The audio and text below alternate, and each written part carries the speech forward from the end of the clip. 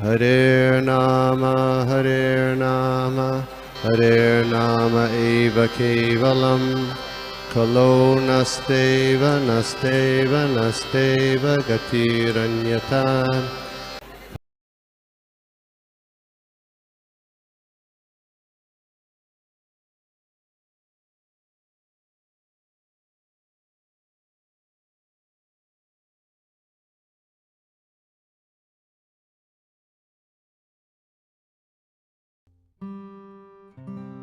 सभी वैष्णव के चरणों में दंड प्रणाम। आज का इस भागवतम में सबका स्वागत है।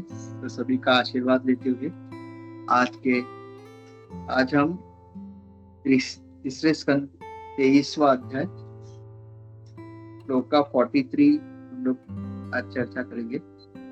ओम अज्ञानतिमिरान्धस्य ज्ञानाञ्जनशलाकया चक्षुरुन्मिलितं येन तस्मै श्री गुरुवे नमः। नमः विष्णुपादाय कृष्ण प्रेष्ठाय भूतले श्रीमते भक्ति वेदांत स्वामिनि की नामे। नमस्ते सारस्वती देवे गौरवाणी प्रचारिणे निर्विशेष शून्यवादी पाश्चात्य देशतारिणे।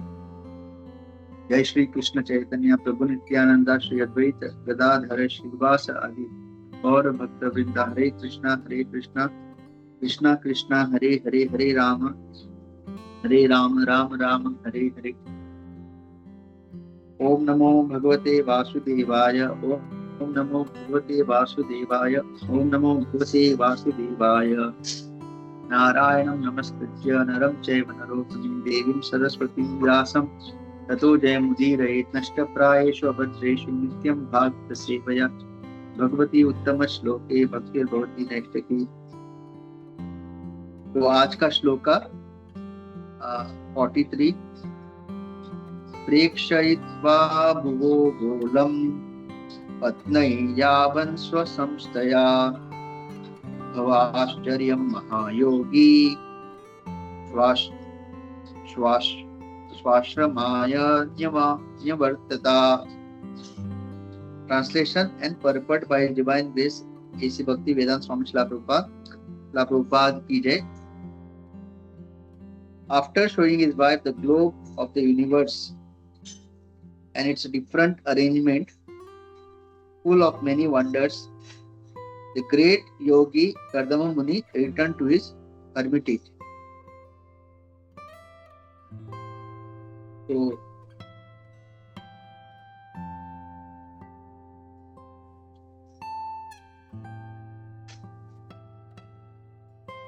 कम करोति वाचालं पंगुं लंघयते गिरिं यत्कृपातमहं वन्दे श्री गुरु दीनतारिणं परमानंद माधवं श्री चैतन्य ईश्वरम।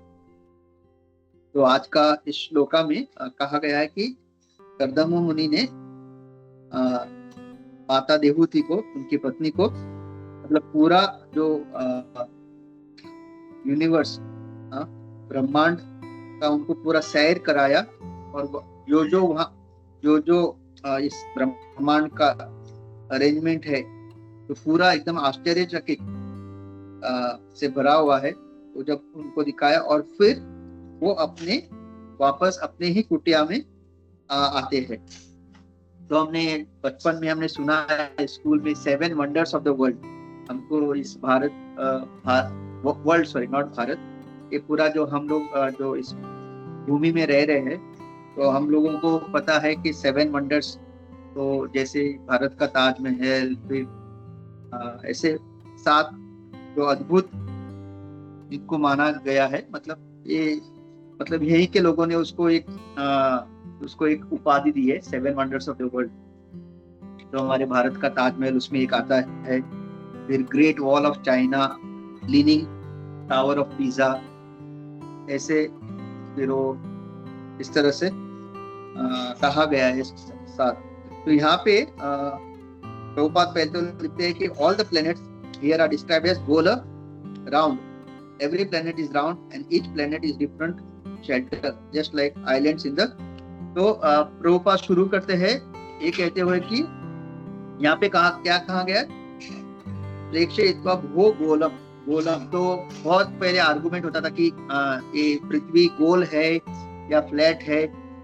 तो प्रभुपाद यहाँ पे शुरू करते हैं कि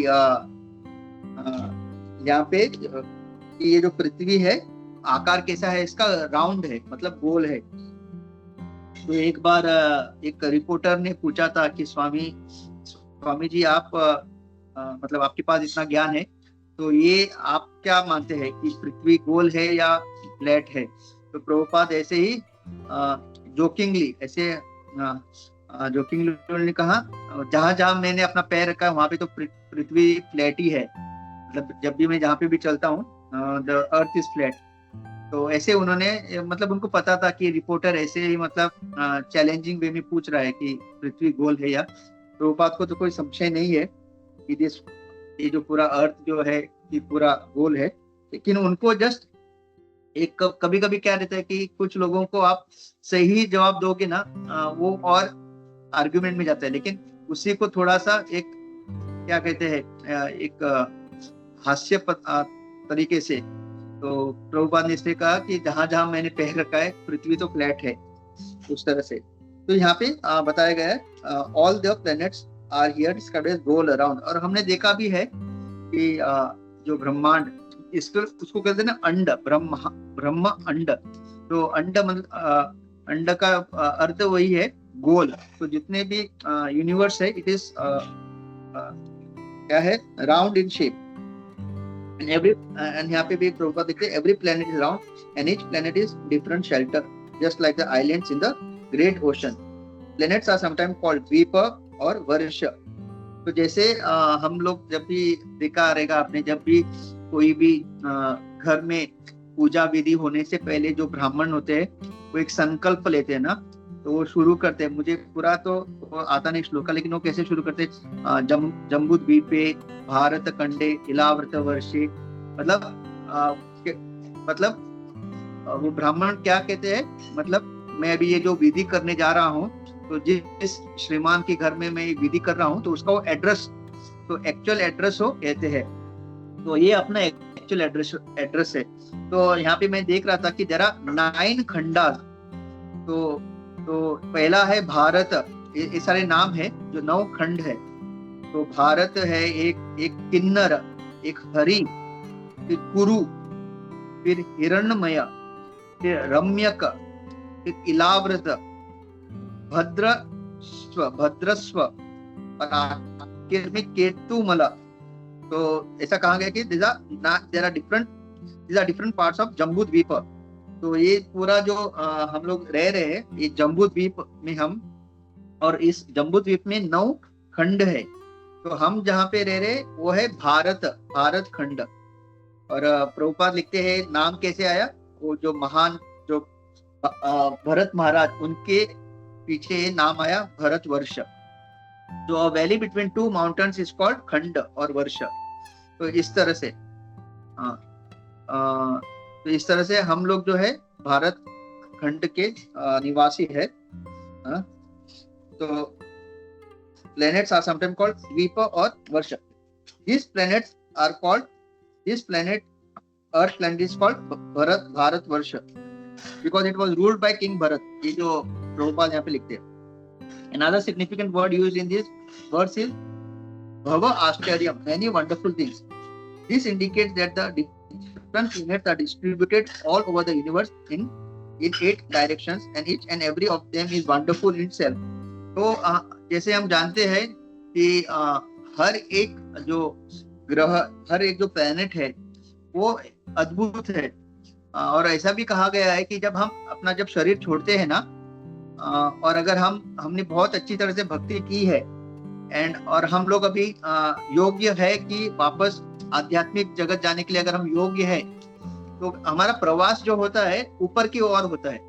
तो हम इस भूलोक से हम, क्योंकि अभी हम लोगों को आध्यात्मिक जगत जाना है, तो वापस हमको ये जो ऊपर की प्लेनेट से गुजरते गुजरते जाना है। तो ऐसा कहा गया है कि वो बाकी सब, मतलब ये जो स्वर्ग लोक, तप महर, ये सारे जो लोक है ना, अपर प्लैनेटरी सिस्टम जो 7 है, तो वो इतना अद्भुत है कि जाते वक्त अगर हम लोग अभी आध्यात्मिक जगत जाने के लिए योग्य बन गए और हमको अभी वहां से प्रवास करते करते, तो जाते वक्त हम लोग के 7 जो प्लेनेट है उसका हम दर्शन लेते लेते अगर जा रहे हैं और कहीं पे भी अगर हमको लगा थोड़ा भी मन में, अरे यहाँ पे कितना अच्छा मतलब सुख है, सुविधा है इंद्र तृप्ति के लिए, तो हमारा क्या हो सकता है, जो हम लोग आध्यात्मिक जगत जाने की ओर जो बढ़ रहे थे, कहीं कौन से भी एक प्लेनेट को भी देख के अगर हम अट्रैक्ट हो गए तो हम लोगों को उस प्लेनेट में वापस रुकना पड़ेगा। तो इसकी वजह से एक प्रभु जी कह रहे थे, इसकी वजह से हमारे जो गुरु होते हैं वो हमेशा हमारे बाजू में खड़े रहते हैं, ताकि हम अपना नजर से ना भटके। और कहीं पे ये इवन ब्रह्मलोक पहुंच के अगर हमको गुजरते हुए ब्रह्मलोक को देखते देखते हमको लगा रहे यहाँ पे भी बहुत अच्छी सुविधाएं हैं, हाँ, तो ऐसा भी अगर थोड़ा सा भी ख्याल आ गया तो फिर क्या होगा, फिर हमको उस प्लेनेट में हमको जाना पड़ेगा, क्योंकि वो इच्छा उत्पन्न हुई। तो इतना मतलब अद्भुत हर एक ऊपरी जो प्लेनेट से वहां पे इतना अच्छा फैसिलिटीज है इंद्र तृप्ति का, और बहुत ही एकदम सुंदर। जैसे अभी जो कर्दम मुनि ने जो ये महल बनाया था उसका जो हमने डिस्क्रिप्शन देखा तो इतना अद्भुत था। तो सोचिए कर्दम मुनि ने खुद एक छोटा सा महल बनाया, उसमें इतना फैसिलिटी और इतना अद्भुत है। तो ये भगवान के द्वारा ज्ञान देने के बाद जो ब्रह्मा जी ने पूरा जो 14 भुवन बनाए हैं वो कितना अद्भुत रहेगा। तो इसके वजह से वो प्रभु जी कह रहे थे, इसके वजह से हमारे जो गुरु रहते हैं वो हमारे साथ ट्रेवल करते हैं जब हम योग बनेंगे आध्यात्मिक जगत जाने के लिए, ताकि हमारा मतलब दृष्टि इधर उधर ना भटके और हम जब तक अपने गंतव्य स्थान, अपना जो वैकुंठ या गोलोक वृंदावन ना पहुंचे, तब तक गुरु हमारे साथ ट्रेवल करते हैं। क्योंकि ये सारे भुवन इतने सुंदर और अद्भुत है, हम लोग हो सकता है हमारे अंदर इच्छा आ जाए कि चलो इतने करोड़ साल हम भूलोक पे थे, अभी यहाँ पे स्वर्ग लोग या यहाँ पे भी थोड़ा एंजॉयमेंट करें। क्योंकि हम लोग नित्य बद्ध थे ना, तो नित्य बद्ध कभी भी योग्य होने के बाद भी वो भटक सकता है। नित्य मुक्त क्या है, वो उन लोगों को वो केवल इधर आते हैं प्रचार करके हम जैसे नित्य बद्धों का उद्धार करने के लिए। तो उनको कितना भी आप अद्भुत इस भौतिक जगत का आप वातावरण दीजिए, वो कभी भी आकर्षित नहीं होते।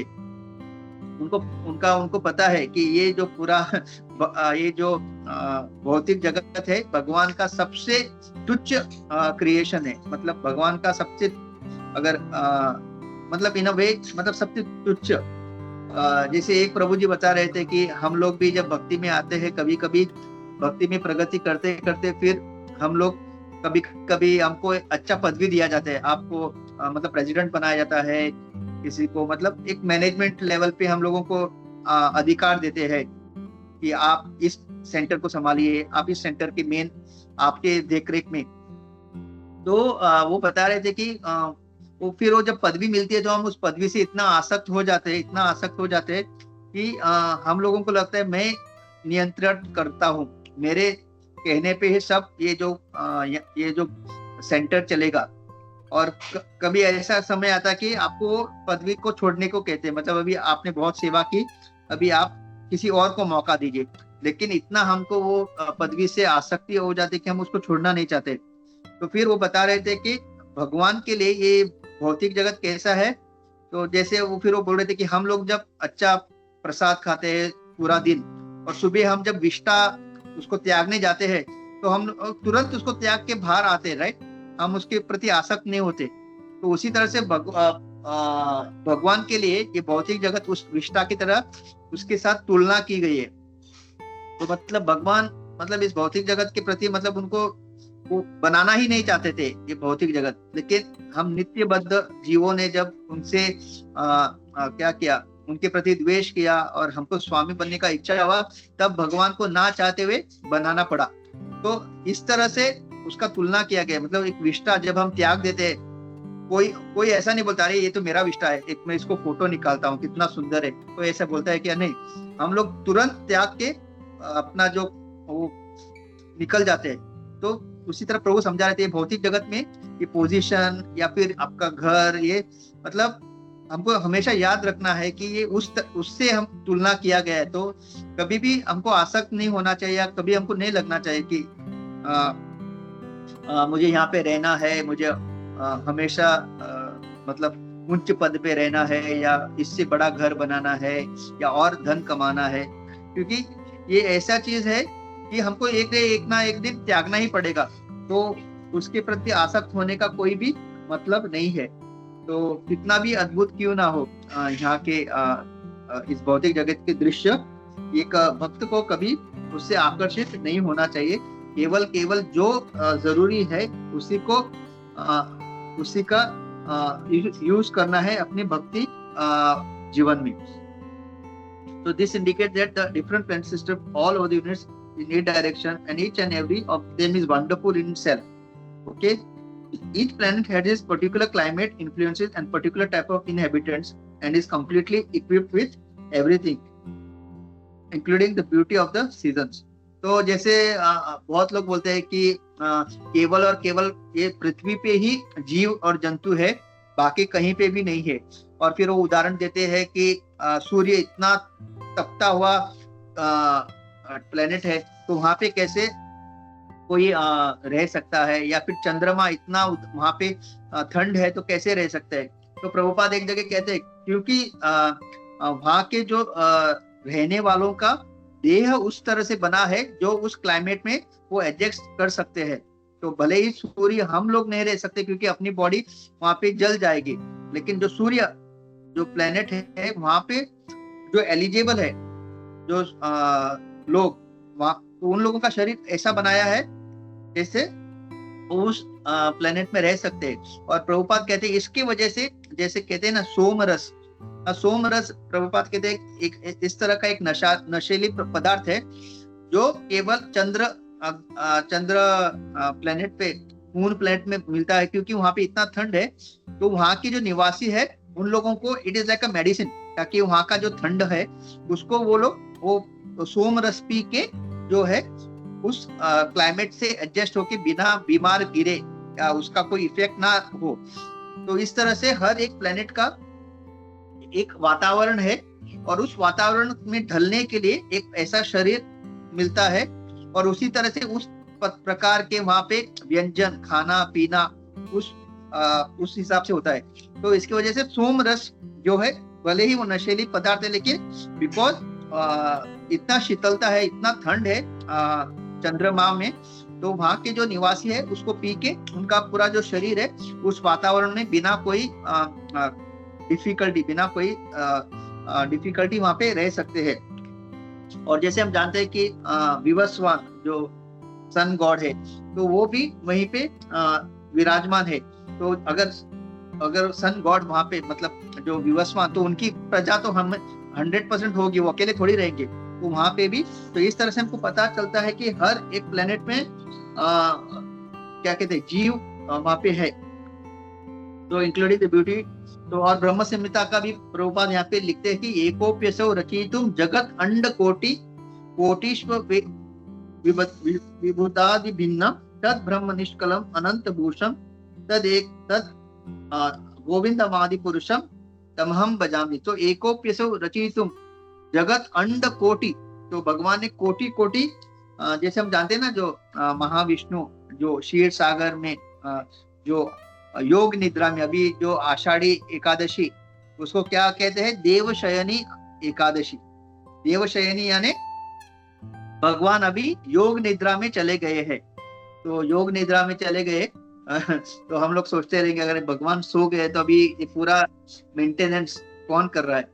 तो भगवान सोते सोते भी सब मेंटेन कर सकते हैं भगवान का जो निद्रा भी है, इसके लिए उसको कहते हैं योग निद्रा। हमारे जैसे नहीं, हम जब एक बार सो जाते हैं हमको पता भी नहीं चलता कि आजू बाजू क्या चल रहा है। और कुछ लोग ऐसे सोते हैं, वो लोग तो खुद अच्छे सोते हैं खराटे मारते हुए, लेकिन जो आजू बाजू लोग हैं उनकी नींद उड़ा देते हैं अपने खराटों से। तो अब ये देवशयनी एकादशी जो हुई है, तो भगवान जो योग निद्रा में चले गए हैं। तो ये महाविष्णु, तो उनके जो पोर से, उनके जो शरीर के जो दिव्य पोर से अनंत कोटि ब्रह्मांड निकलते हैं। तो एकोप्यसो रचितुम जगत अंड कोटि, और वहां पे भी देखो अंड, तो हर जगह ये जो हमारा शास्त्र एकदम इतना क्लियर है, तो कहीं पे भी कॉन्ट्रडिक्टरी नहीं है। तो हर जगह मतलब हम जैसे लोगों को बार बार, क्योंकि कलयुग के जीव मंदा सुमंद, एक बार सुनने से हमको पता कन्विंस नहीं होते, तो बार बार, तो हर जगह so that we are convinced and वो हमारे दिमाग में रजिस्टर हो जाए। तो यहाँ पे भी अनंत कोटि ब्रह्मांड अंड एकोपेशव रचितुम जगत अंड कोटि, तो अनंत कोटि ब्रह्मांड है, और भगवान के केवल एक श्वास, जब भगवान एक श्वास छोड़ते हैं तब ये सारे ब्रह्मांड बाहर निकलते हैं। और हर एक, फिर हमको जानते हैं ब्रह्मांड, हर एक इसमें गर्भोदक्षाई भगवान अपने आप को विस्तारित करते हैं, गर्भोदक्षाई विष्णु के फिर वो आधे ब्रह्मांड को अपने पसीने से भर देते हैं, और फिर उस पे वो लेट जाते हैं अनंत शेष पे, और फिर उनके नाभि से, ये पूरा हमको पता है क्रिएशन, नाभि निकलती है जो लोटस फ्लावर, और जो उसका जो स्टेम है उसमें वो सारे 14 भुवन ब्रह्मांड उसमें जो प्लेनेट्स है उसमें रहते हैं, और फिर ब्रह्मा जी का उत्पत्ति ये सब, और फिर वो वापस वो अपने आप को परमात्मा के रूप में शिरोदक्षाई विष्णु के रूप में विस्तारित करके हर जितने भी जीव जंतु हर एक कण कण में परमात्मा रूप हो उसमें जाते हैं। Each and every planet there is different opulences, you cannot expect that one planet is, और हर एक वैरायटी बोलते हैं ना हम लोग, variety is the mother of all enjoyment. तो हर एक ब्रह्मांड अलग है, देयर इज कोई एक जैसा नहीं है।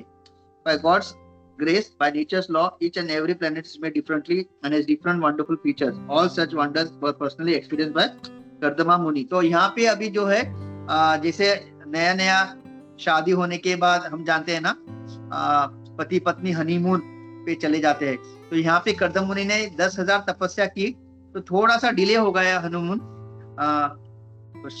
विवाह के तुरंत वो लेके नहीं गई अपनी पत्नी को, लेकिन 10,000 तपस्या करने के बाद, और जब देवती माता ने उनसे रिक्वेस्ट किया कि मुझे भी संतान चाहिए, तब ये सब बना के अभी एक्चुअली कर्दम मुनि ने देवती माता को one of the best honeymoon package, मतलब पूरा ब्रह्मांड वो उनको लेके गए, हर एक जगह उनको अद्भुत अद्भुत दृश्य उनको सैर कराया। तो देखिए इससे यहाँ पे लिखते हैं कर्दम प्रभुपाद इस तात्पर्य में, कैसे वो दिखा रहे थे देवती माता को कि भले ही मैं दिखने में एक मतलब एकदम साधारण योगी जो एक कुटिया में रह रहा हूँ, कुछ है नहीं, लेकिन इस योग की शक्ति से मैं कुछ भी हासिल कर सकता हूँ, मतलब अंडर द लिमिटेशन, मतलब उनके लिमिट के अंडर। फिर भी सोचिए एक ऐसा महल बनाना किसी के लिए पॉसिबल है क्या? जस्ट बिना किसी इंस्ट्रूमेंट या किसी लेबर, कुछ नहीं, केवल योग सिद्धि से। तो he had that much power.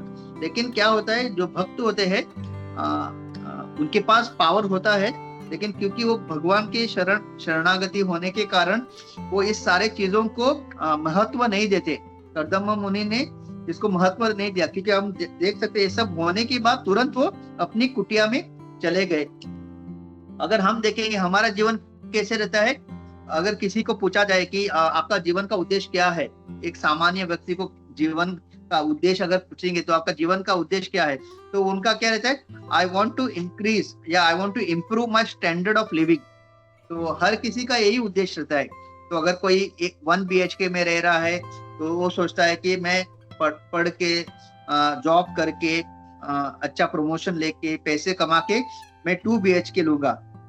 फिर 2 BHK में रहने के बाद फिर उसका मन होता है कि एक छोटा सा जगह लेके मैं खुद का घर बनाऊंगा, जिसमें स्विमिंग पूल है, ऊपर टेरेस है, फिर बहुत कुछ, मतलब इस तरह से हर कोई क्या करना चाहता है, अपना स्टैंडर्ड ऑफ लिविंग को बढ़ाना चाहता है, यही उद्देश्य है। और एक बार वो सर्टेन स्टैंडर्ड पे पहुंच गया, फिर वो उसके नीचे देखना भी नहीं चाहता। अगर एक 2 BHK में अगर रहने लग गया तो किसी भी परिस्थिति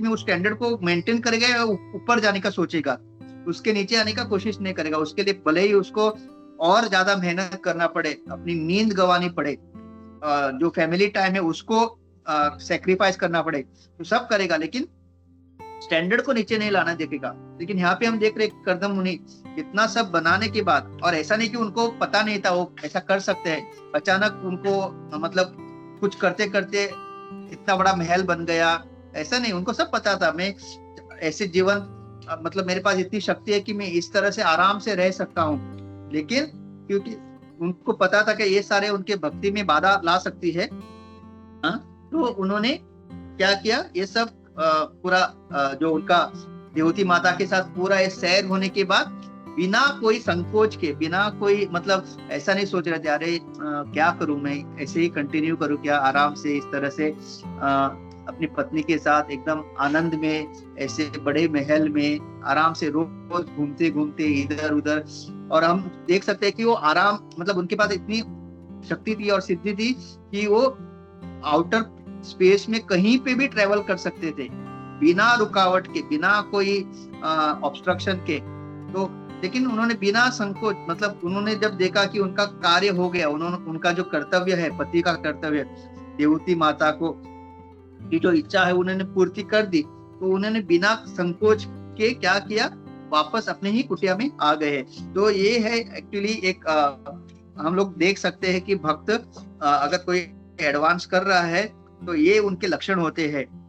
अगर भगवान उनको ऐश्वर्य देता है तो उस ऐश्वर्य को बिना मतलब उसके प्रति बिना आसक्त हुए भगवान की सेवा में उसको यूज करते करते वो जिएंगे, और कल किसी वर्ष किसी कारण भगवान वो ऐश्वर्य वापस लेते हैं तो बिना कोई मतलब उनके अंदर कोई भी ऐसा नहीं ये होगा कि अरे अभी मैं क्या करूं, मेरा अभी अचानक धन चला गया, अभी मैं कैसे भक्ति मतलब भगवान ने मेरे साथ ऐसा क्यों किया, भगवान ने तो गलत किया क्योंकि उन्होंने जो ऐश्वर्य दिया था वो तो मैं उनके ही सेवा में लगा रहा था, और अभी भगवान ने क्यों ले लिया, मैंने तो कोई इंद्र तृप्ति नहीं की, कोई भोग नहीं किया। तो ऐसा नहीं सोचेंगे तो उसमें भी वो आनंदित रहेंगे। ये एक क्या भक्त का लक्षण है।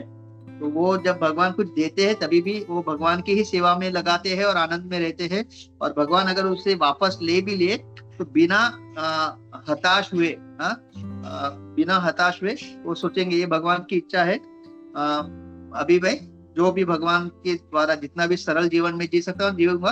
लेकिन उद्देश्य क्या रहता है कि भक्ति में कोई गिरावट ना आए या भक्ति कोई कम ना हो।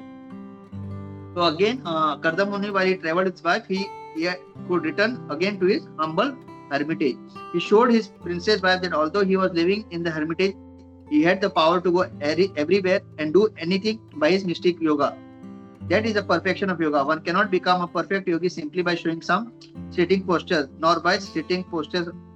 तब प्रभुपाद यही बता रहे हैं कि ये जो उन्होंने किया मतलब अपनी पत्नी को दिखाया, और at the same time Prabhupada ये भी लिखते हैं कि ये जो उन्होंने सब किया इससे ये साबित नहीं होता कि वो भगवान है, मतलब भगवान बन सकते हैं। ये सिद्धियां है, इसके लिमिटेशन है। आप कुछ मतलब जो सामान्य लोगों को ये बहुत बड़ा चमत्कार लगेगा, या तो यही प्रॉब्लम है कि हमारे भारत में और पाश्चात्य देश में कोई भगवान के ऊपर उतना भरोसा नहीं करता। उनको कन्विंस करना कि भगवान है ये वहां पे समस्या है। और भारत देश में क्या समस्या है, ये कन्विंस करना कि हर कोई भगवान नहीं है, केवल कृष्ण भगवान है। क्योंकि भारत देश में किसी ने थोड़ा सा जादू दिखाया या थोड़ा सा सिद्धि दिखाए तो तुरंत वो लोग उनको भगवान मान लेते हैं। पाश्चात्य देश में भगवान है बोल के कन्विंस करना डिफिकल्ट है। भारत देश में हर कोई भगवान नहीं है ये कन्विंस करना डिफिकल्ट है। क्योंकि हर कोई थोड़ा सा कोई सिद्धि दिखा लिया तो तुरंत वो बोलते नहीं नहीं ये भगवान है। किसी ने थोड़ा सोना निकाल के दिखा दिया भगवान है, किसी ने थोड़ा चमत्कार कर दिया ये भगवान है। तो भारत देश में ये प्रॉब्लम है और प्रभुपाद वही लिखते हैं। और एक बार ऐसा हुआ कि प्रभुपाद अपना क्लास दे रहे थे तो बीच बीच में एक आदमी उठ के बोल रहा था मैं भगवान हूँ। तो प्रभुपाद ने बोला ओके ठीक है बैठो, और अपना क्लास शुरू किया। वापस वो उठ के बोला मैं भगवान हूँ। तो प्रभुपाद ने बोला एक अच्छा भगवान बन के बैठो, बाद में देखते हैं। You be a good god and sit down. तो क्योंकि बार बार प्रभुपाद को डिस्टर्ब कर रहा था क्लास में, मैं भगवान हूँ भगवान हूँ। तो प्रभुपाद को पता चला इसका केस ये है कि आर्ग्यू करके फायदा नहीं। तो प्रभुपाद ने बोला you become a good god and sit down and listen to me. तो मैं जो बोल रहा हूँ उसको सुनो एक अच्छे भगवान बन के।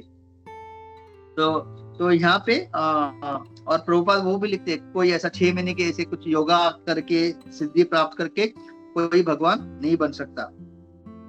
तो here is example of perfect yogi, he could travel all over the universe. Similarly there is description of Durvasa Muni. फिर प्रभुपाद दुर्वासा मुनि के बारे में भी वर्णन करते हैं। जैसे हम जानते हैं ना, जब अम्बरीश महाराज का जो उन्होंने अपराध किया तो वो विष्णु लोक तक पहुंच गए माफी मांगते मांगते। शिव लोग पहले ब्रह्मा जी के पास गए, फिर शिव जी के पास गए और आखिर में भगवान विष्णु के पास पहुंचे। और सुदर्शन जो था उनका पीछा कर रहा था पूरा जो हो रहा था तभी। तो दुर्वासा मुनि भी जैसे योगी, तो योग सिद्धि के द्वारा वो लोग मतलब साधारण नहीं थे, क्योंकि योग सिद्धि के द्वारा आप ब्रह्मलोक तक जा सकते हैं। लेकिन क्योंकि दुर्वासा मुनि उससे भी बड़े योगी होने के कारण वो भगवान के धाम तक पहुंच गए।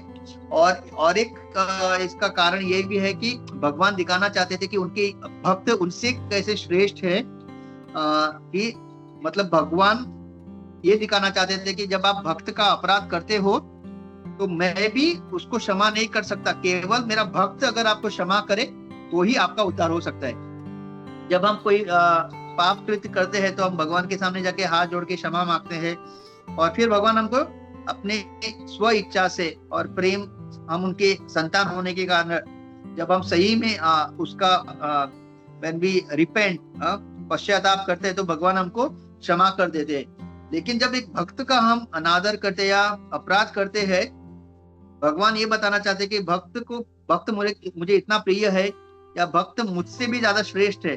तो आपने अगर उसका अनादर किया है तो उसको मैं माफ नहीं कर सकता आपको। और केवल अगर वो भक्त आपको अगर माफ कर दिए तो ही आप बच सकते हो। और ये घटना जब हरिदास ठाकुर को जब मारा जा रहा था 22 मार्केट प्लेस में जब मारा जा रहा था, तो तुरंत भगवान सुदर्शन को भेजते हैं, वो जो मार रहे हैं उनका वध करो। और ये सुदर्शन जाता है और बिना वध किए वापस आता है। तो फिर भगवान को गुस्सा आता है और पूछते सुदर्शन को, तुमने मेरा आज्ञा का पालन क्यों नहीं किया? जो उनको मार रहे थे उनको क्यों वध नहीं किया? तब सुदर्शन कहते हैं कि भगवान आप ही ने कहा है कि आपसे श्रेष्ठ आपका भक्त है। मैं तो आपका आज्ञा पालन कर रहा था, लेकिन आपका भक्त मुझसे प्रार्थना कर रहा था कि इनको छोड़ दो, इनको आप बिल्कुल मत मारो।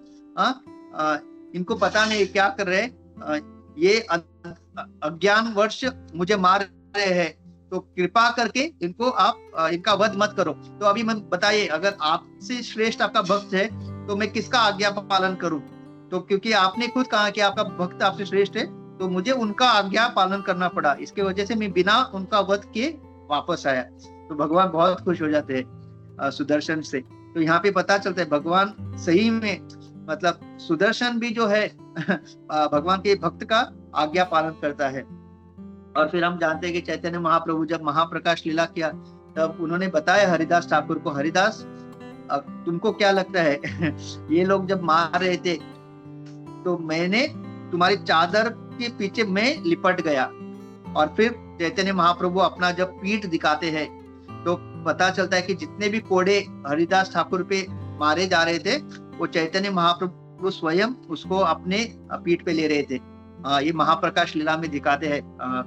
और फिर कहते हैं मुझे तुम इतने प्रिय हो, मेरे भक्त मुझे इतने प्रिय है कि मतलब मेरे भक्त का कोई भी मतलब ना कोई भी बुरा नहीं कर सकता, मैं स्वयं उसकी रक्षा करता हूँ। तो चैतन्य महाप्रभु इसलिए महाप्रकाश लीला में दिखाते हैं। और पूरा जब हरिदास ठाकुर देखते हैं कि चैतन्य महाप्रभु के दिव्य शरीर पे वो पूरे कोड़े, क्योंकि ऐसा कहा जाता था कि 22 मार्केट प्लेस क्या, कोई एक मार्केट प्लेस में अगर कोड़े खाने के बाद जिंदा रहा तो बड़ी बात है।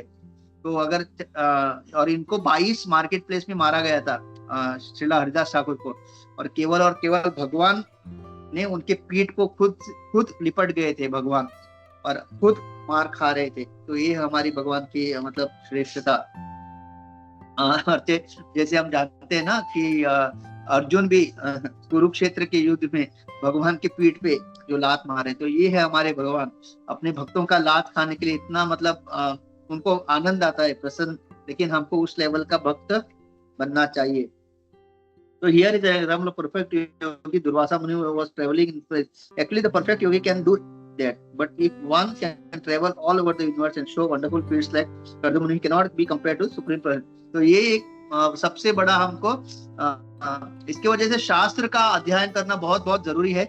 जब हम शास्त्र पढ़ेंगे जैसे भागवतम, भगवद गीता, तब हमको पता चलेगा कि ये सारा जो भार जो चल रहा है, चमत्कार को नमस्कार, जैसे थोड़ा चमत्कार देखते हैं हम, नमस्कार करते हैं, भगवान मान लेते हैं, आप ही सब कुछ है। ये सब जब शास्त्र बार बार पढ़ेंगे तब हमको पता चलेगा कि ये योग सिद्धि है और कुछ नहीं है, भगवान नहीं है। एक बार हिज होलीनेस लोकनाथ स्वामी महाराज ने सुंदर वाक्य कहा था, God is always God, God does not become God. भगवान हमेशा भगवान है, भगवान भगवान बनते नहीं है। जैसे मैं आज जैसे एक पढ़ा लिखा व्यक्ति जो अनपढ़ा, हम उसको अनपढ़ कहते हैं, लेकिन वो स्कूल जाता है, पढ़ाई करता है, फिर कॉलेज जाता है, पढ़ाई करता है, फिर ग्रेजुएट होता है, फिर वो अनपढ़ व्यक्ति को हम क्या कहते हैं? ग्रेजुएट कहते हैं, पढ़ा लिखा कहते हैं। तो भगवान ऐसे नहीं कि पहले उन्होंने जन्म लिया, फिर वेद पढ़ा, ज्ञान लिया, सिद्धि ली, अभी वो भगवान बन गए। नहीं, God is always God, God does not become God. तो ये बहुत ही सुंदर वाक्य हमको सुनाता परम पूज्य लोकनाथ स्वामी महाराज जी से। तो इस तरह से तो हमको कोई भी हम चमत्कार देखते हैं, हमको उसको सोचना है कि ये एक सिद्धि है और कुछ नहीं। और हमको अपना कभी भी समय जो है व्यर्थ नहीं लगाना है कोई सिद्धि प्राप्त करने के। सबसे अच्छी सिद्धि क्या है? हरे कृष्ण महामंत्र का बिना अपराध के जप करना, एकदम अटेंटिवली। अगर ये सिद्धि कोई प्राप्त कर सकता है तो वही सबसे बड़ी सिद्धि है। Attentive chanting without offence and एकदम मतलब ऐसे कि मतलब हर क्षण हरे कृष्ण महामंत्र का उच्चारण करने के लिए लालसा। अगर ऐसा कोई कर सकता है तो इसको आप सिद्धि मान सकते हैं। और ये सिद्धि हर कोई पाने के लिए हर किसी ने प्रयास करना चाहिए। So whose power and inconsolability can never be attained by any conditioned soul or limited soul. By the actions of Kardama, we can understand that in spite of his immense mystic power, he remained a devotee of the Lord. That is the real position of every living entity. तो ये कर्दम मुनि का सबसे बड़ा यहाँ पे Prabhupada and करते हैं कि उनके पास ये सारे सिद्धि होने के बाद भी उन्होंने क्या किया? उन्होंने अपने आप को भगवान का भक्त बनाए रखना, यही सबसे बड़ी सिद्धि या उपलब्धि को माना। तो यही एक्चुअल दिस इज द हर किसी का, हम हर किसी के जीवन का यही लक्ष्य होना चाहिए। और इसीलिए उन्होंने ये सारा मतलब इतना सुंदर सैर करके उन्होंने अद्भुत सब ब्रह्मांड का दृश्य देखने के बाद भी उन्होंने क्या किया? तुरंत अपने कुटिया में आ गए एकदम प्रसन्नता के साथ। तो हमको भी इस जीवन में हम लोग बहुत जगह आएंगे जाएंगे, जीवन में बहुत सारी सफलता आएगा, धन आएगा, नाम आएगा, ऐश्वर्य आएगा, बहुत सारे लोग वाह वाह करेंगे, बहुत सारे लोग हमको माला पहनाएंगे, स्तुति करेंगे। लेकिन क्या करना है? ये सारा जो श्रेय है अपने गुरु के चरणों में रखते हुए हमें अपने जो माला है जो गुरु ने हमको दी हुई है उस माला को लेके एक अच्छी जगह पे बैठ के हरे कृष्ण महामंत्र का जप करते हुए भगवान के नाम गुण लीला का आस्वादन करना है। अपने गुरु की और अपनी परंपरा और जितने भी अपने वरिष्ठ जो शिक्षा गुरु उनका ध्यान करते, उनके प्रति कृतज्ञता रखते हुए अपनी भक्ति को आगे बढ़ाते रहना है। ये सारा जो मिला है उसको क्या करना है? तुरंत गुरु के चरणों में अर्पण करते हुए। बिल्कुल ऐसा नहीं कि हाँ अभी मैं कुछ बड़ा बन गया हूँ, ऐसा बिल्कुल हमारे अंदर भाव नहीं आना चाहिए। ओके, तो ये हम लोग सीख सकते हैं। तो यही अगर हम करेंगे ये सबसे बड़ी सिद्धि है। जैसे कि हमारे कोलाबी श्रीधर, श्रीला हरिदास ठाकुर, ये सारे हमारे चैतन्य चरितामृत ये बड़े बड़े महान जो भक्त है, मतलब उनको केवल और केवल भगवान की भक्ति में आनंद आ रहा था और ना कि इस संसारिक सफलता, संसारिक यश, ऐश्वर्य, वो उनकी तरफ देखते भी नहीं थे। उनको इवन वो तुच्छ भी लगने के लिए, वो जब सोचते ही नहीं तो फिर वो तुच्छ लगना या अच्छा लगना का सवाल ही नहीं पैदा होता। एक बार प्रभुपाद से पूछा गया था, what do you think of Sai Baba? उन्होंने बोला, I don't think about him. जब आप सोचेंगे नहीं तो फिर उसके बाद वो क्या है उसका मतलब, इस तरह से। तो हमको भी मतलब अपना पूरा केंद्र इस तरह से अपने नाम जब अपने साधना में इतना रखना है कि बाकी सांसारिक चीजों के बारे में सोचने का भी हमको वक्त ना मिले। तो यही कह के मैं यहाँ पे रुकता हूँ। बहुत बहुत धन्यवाद। हरे कृष्णा। शिला प्रभुपाद की जय। अनंत कोटि वैष्णव वृंद की जय। जय श्री गौर प्रेमानंद। हरे हरे।